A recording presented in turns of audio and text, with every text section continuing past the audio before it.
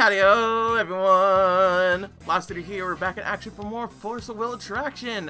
That's right, we're looking at the Winds of the Ominous Moon set. Specifically, the light cards within that set. Light cards? Whatever. The important thing is that he's yellow. He's yellow looking. So let's look at the various sets of these cards. Why did I talk like that? Ah, yes, a mother's love. One cost quick cast that seems like a really good chant to begin with, but it's also Aurora, which will be on the quiz later. So, it's a lovely looking card at the very least. I like how they have this little huggy moment, people are crying, all that such. But its actual effect is really freaking good for a 1-drop. Being able to draw a card, or prevent the next 800 damage that be dealt by target J Resonator or yourself this turn. Pretty heckin' cool, honestly. Like for real. I'm really surprised at what this card wants to do and what this card could do, because it's effectively just a draw card, but you can also prevent damage and like continue to go on later on use. So it's gonna help a lot of decks that don't want to rely on 1-costers and 2-costers to actually kind of stall out for time and just like, let me get my bigger boys out, my 3 and 4s and 5s and whatnot. And I really like that idea for a mother's love, and it's definitely one of the better Aurora chants for how versatile it is. But to be fair, a lot of the chants from Aurora and a lot of chants that they're showing right now, really versatile. So I'm very surprised at how good a lot of these cards are, and this kind of sets like a nice little precedence of just like the Winds of the Ominous Moon being as good as they are. Alexandrite's Crash. This is a very interesting card in the sense that it encapsulates everything wrong with all the cards in Winds of the Ominous Moon if they don't get it right. Because effectively, it's one or the other. There's no real big, like, I can kind of see this card working out. It's just really big hit or really big miss for the large majority of these cards. And while it does look pretty cool at first, destroy target entity with total cost 4 or more, it being a 2-cost quick cast doesn't exactly help its little thing any bit. On top of the fact there's a number of other cards here that actually outshine that whole entire destroy target entity with total cost 4 or more. You more than likely would rather do damage to it and or do something else with it.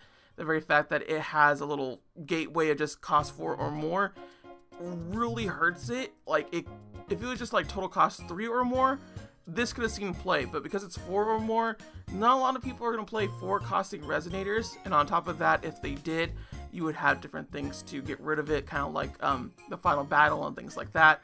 So, overall, not a good card, not going to see play. Just outshined by everything. Arrival of the Hero.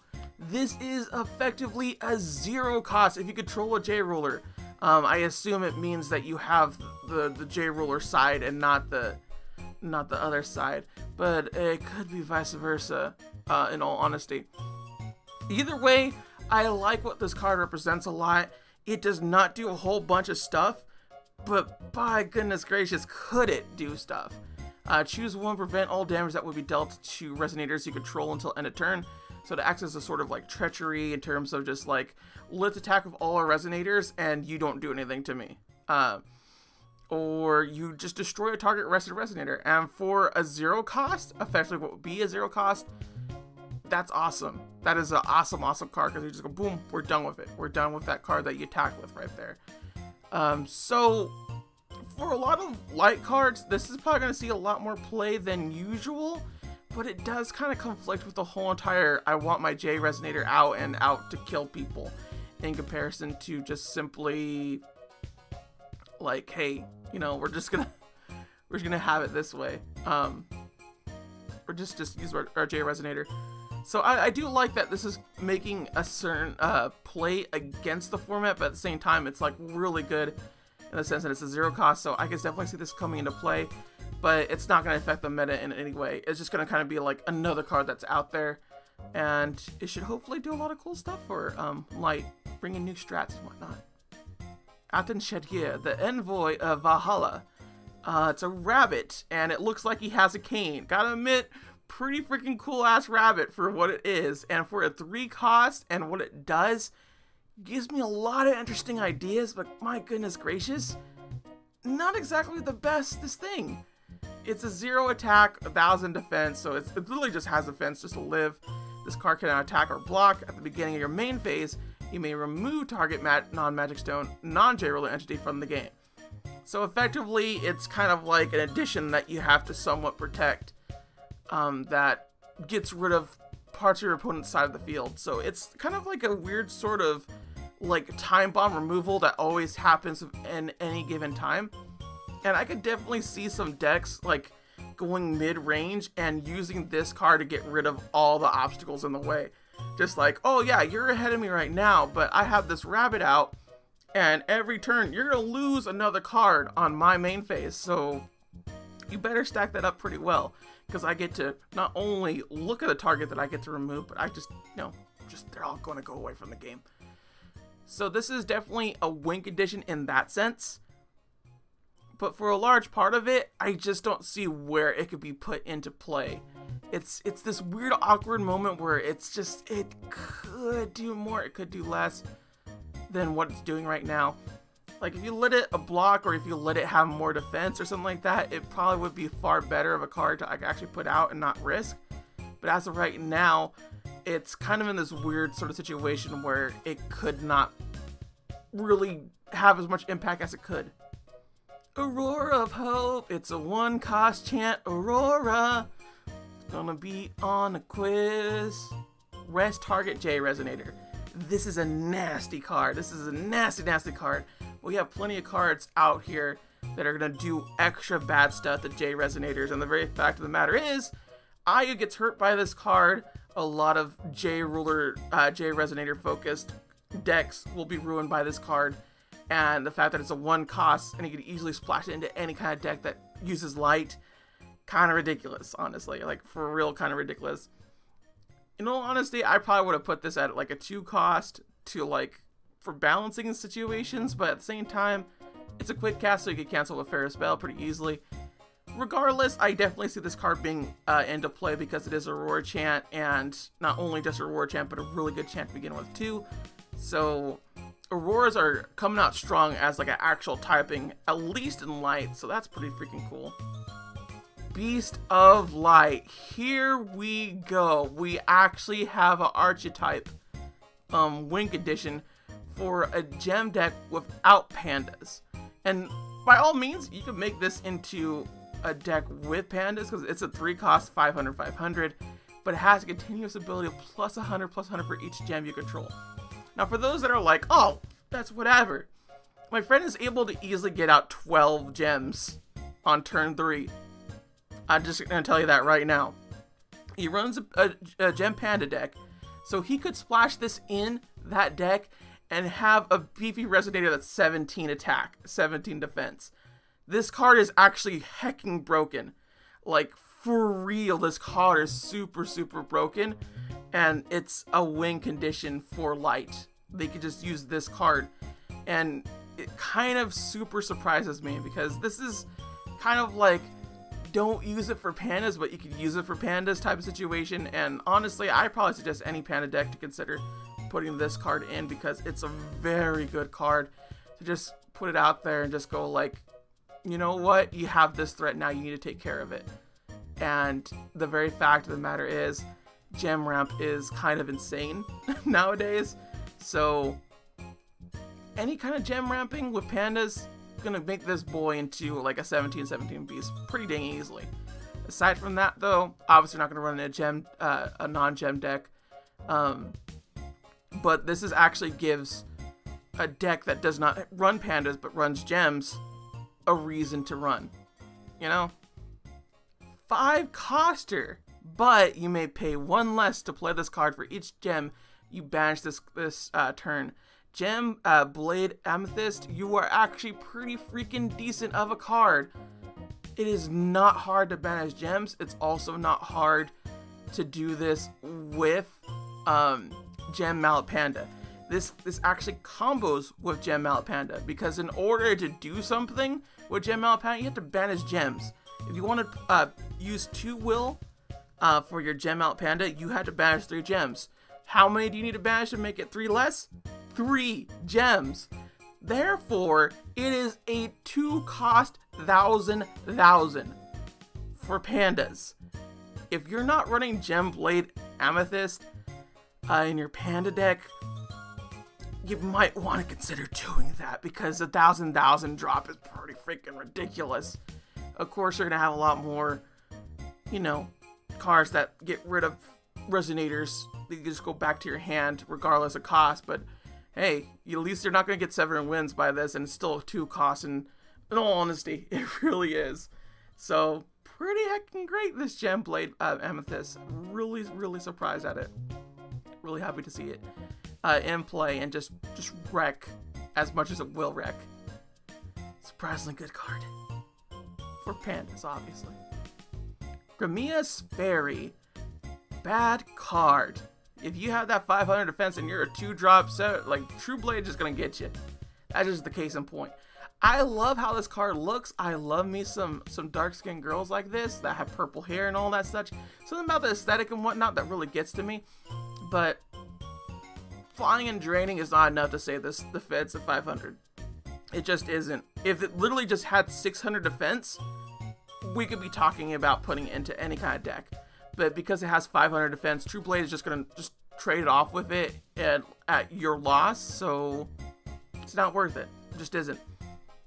But it is kind of cool that it has a fairy tale fairy thing going for it. So it could probably be run with another card in this set to actually like make things go a little bit extra and whatnot. But for the most part, I really wouldn't count on running this card in any other deck that wouldn't use its fairy tale or fairy status for it. Because flying and draining is awesome, but being defense 500, not awesome. Despite it. Holy Princess Nanny, Seratine? I always want to say like citrus. But it's a 2-cost quick cast panda. Kind of weird, kind of busty, in more ways than one. But it coming on the field and preventing the next 500 damage that would be dealt to target J Resonator or yourself this turn. Pretty cool, actually. That means that it has a nice little play going on with it as just kind of being like a really small Atamaterasu's Foresight while still being Panda, which means that you're also going to be getting a light gem for it when you're running it. So that's pretty cool. And its defense being 700 means that it's a really good trade-off for True Blade. Attack 500 doesn't really mean anything. It really has an effect that it does do that kind of helps it out a whole bunch. So for the most part, this is a good card, but just there's a lot of good Panda cards that need to be played over this one. And that's just the case in point. It has too much competition for its archetype. So if this was like a different Resonator, not Panda, it probably would have seen some play, but because of that, not likely. Honorable Thief Guild member. Just don't even like say your name. Okay, fine, whatever. I like the idea of this card though. It's a 4-cost, which ruins a lot of its playability, but it being 1,000 defense, attack 900, and still having an effect of you gaining 100 life for each card in your hand is pretty freaking sweet. And because Tree is finally going to be out of circulation as of next set after this one, we will actually start having life gain decks again, which is going to be awesome. I'm very glad we're finally going to get that again. I hate how Tree ruins that archetype of a deck, because that life gain deck actually ruins a lot of rush decks in comparison. But at the very least, we're getting our life gain stuff back, and I'm really happy to see it, honestly. I really am.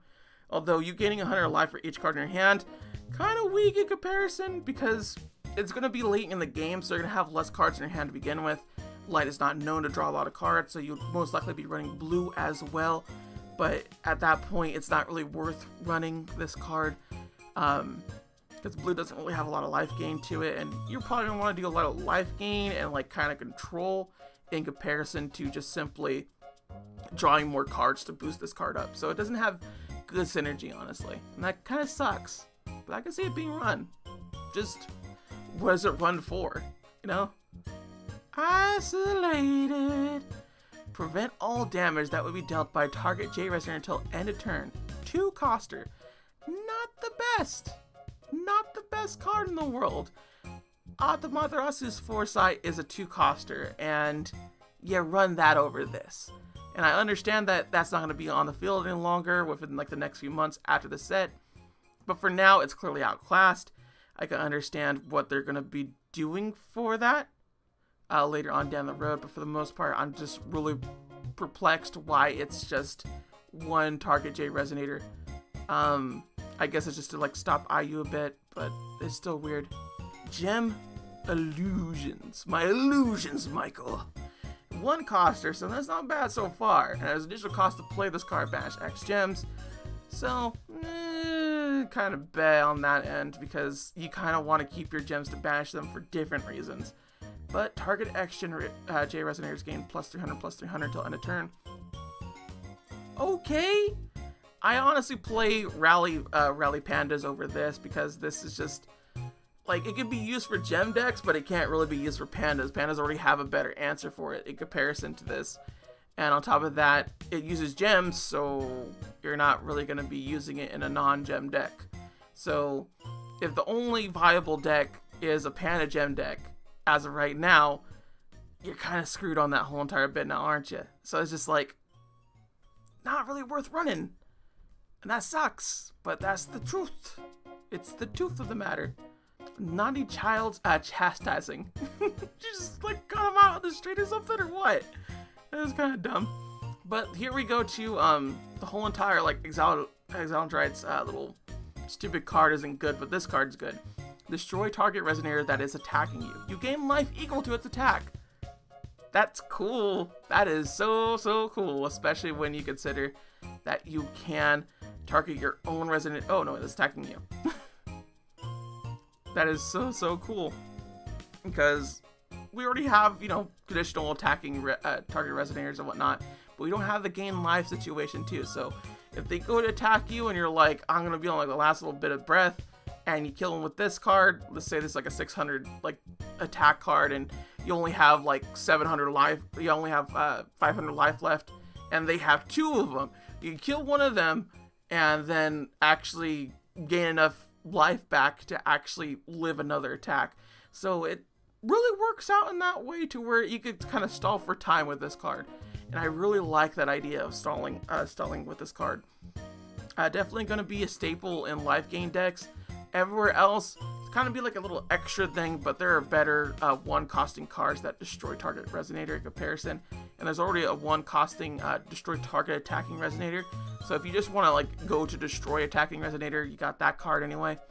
But for the most part, I see this card being in play for life gain decks and decks that want to play a little bit more safe, I suppose, for their life. Panda Carpenter. Well, back in my day, I was a 3-cost and I had 800 defense. Would be good. It would be good if Pandas already didn't have enough Pandas, but they already have enough Pandas, so yeah.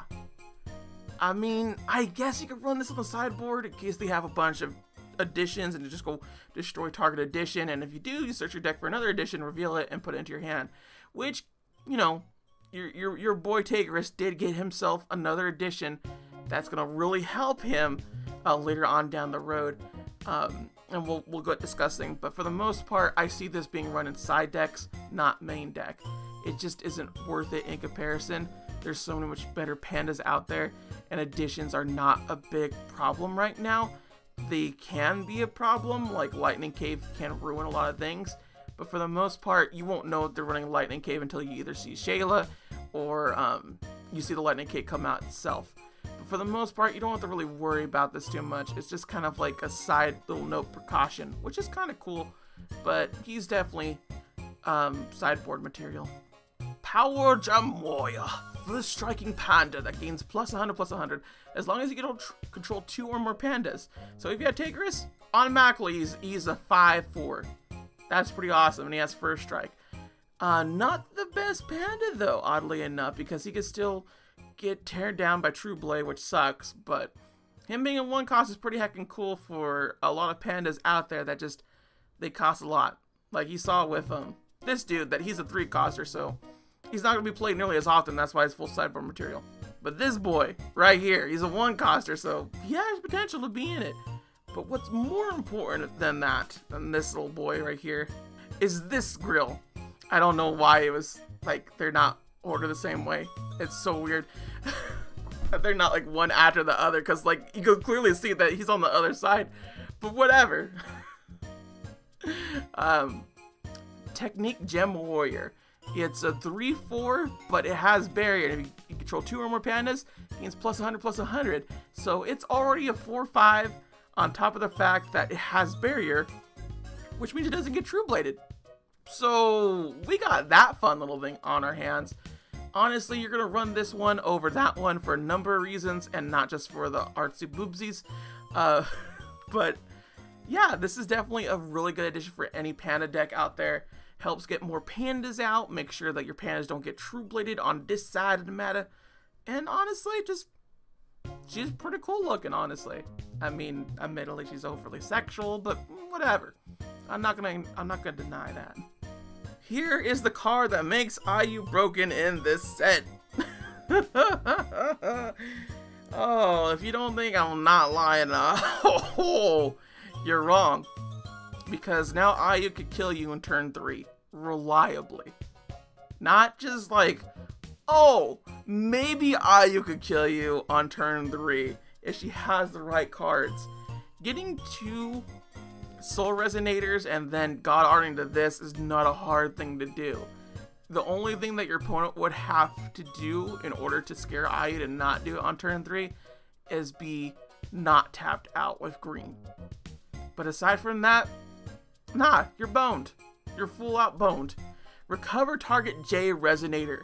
And it's Aurora chant on top of that, which plays along with another little thing that happens with another J Resonator on the side. But for now, we're talking about IU and the threat that it makes here.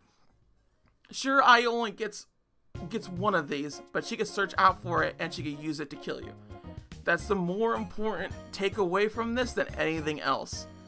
Everybody else that can utilize this card, Tigris, Zero, and all that such, they cannot reliably search this card, but they could have multiple of this card, and they could OTK you on turn 3 or less, 3 or more as well. So there's the ever pending doom of that. So yeah, Light is going to be run a lot more as far as I could tell, and Light has really shined just for this card alone. Brings J Resonators, all J Resonators that use Light to any degree, up there super duper high, and that's kind of stupid, and I love it so much. But this is what we're dealing with here, folks. The second advent of hope, Kamiyas Fairy Tale Avatar. I don't know if they mean Avatar as in The Last Airbender or anything else in particular, but it being a 5 cost is like, whew, I'm not playing that until you read its effect. If your life is 2,000 or less, you may play 3 less to play this card. Who's gonna final battle into this card? Because I know I am turn 3. That's what I'm gonna do. Like, they have no Resonators on their side. Well, I gotta get rid of them anyway. It's a 12-12 attack defense. That's kind of ridiculous. On top of the fact that it removes Aurora from your graveyard. If you do that, this card gains flying, draining, and barrier. That's a spicy amita ball, if I do say so myself. This could effectively help you re-win the game. I love comeback mechanics like this. It is easily some of the best stuff, honestly, to see in any kind of card game, like challenging game or whatever, some sort. Is this little comeback mechanics like this that helps set it apart from the usual standard fare, like, oh, I'm gonna die, I don't have any card to like save me. This is the card to save you. The only thing it doesn't have that it really needed was swiftness. But to be fair, you have barrier and flying and drain, so not to be greedy, you know? Either way, really good card, gonna see a lot of play in weird gimmicky rush decks as far as I'm concerned. I know I will be playing around this card, fooling around with it, but it definitely works. Whiteleaf, 3 coster, but Inheritance 0, you gain 600 life. I cannot tell you how great this card is. Oh my goodness, it is an elemental, cannot be cancelled rightly, and it works with Gil, and it works with any deck out there. It is a 0 costing card, you gain 600 life. That's insanity. for this game. It just full out is, and I'm really, really hyped for this card more than any other card in this set. I don't know why that is. It feels good to have a good elemental, you know? It really does. And attack 800, defense 800, just to add a little bonus. Of course, you're not really going to be able to play this in a lot of light decks in terms of, like, I'm going to play this Resonator. But it's still pretty cool. And on top of that, his effect is banish this card, you gain 800 life. So it's kind of a nifty little situation that he could do both things. But for the most part, I will say this card has a lot more potential than it looks like in the beginning. And I can't wait to see the crazy stuff that happens with this card. I really, really can't. Axoning, the Holy Prince, that's his name? Whatever, it's kind of whatever then. Welcome everybody to Panda Win Condition Volume 4. Because his little god art and his little whenever you gain life thing makes a very, very interesting combo. But we're getting ahead of ourselves.